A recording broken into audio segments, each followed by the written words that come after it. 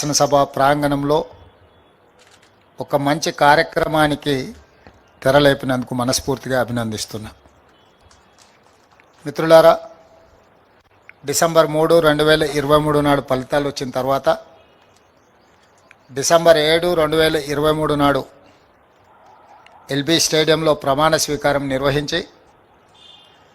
December 9, 2023 నాడు ఇదే ప్రాంగణంలో తెలంగాణ రాష్ట్రంలో ఉన్న సోదరీమణులకు అందరికీ కూడా ఆర్టీసీలో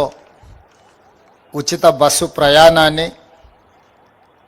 అదేవిధంగా పేదలకు ఆనాడు డాక్టర్ వైఎస్ రాజశేఖర రెడ్డి గారు ముఖ్యమంత్రిగా ఉన్నప్పుడు ప్రారంభించిన రాజీవ్ ఆరోగ్యశ్రీ పథకాన్ని 10 లక్షల రూపాయలు పేదల వైద్యానికి అందించే విధంగా ప్రభుత్వం ఏర్పాటు చేసిన 48 గంటల్లోనే ఈ ప్రాంగణంలో మనం ప్రారంభించుకున్నాం.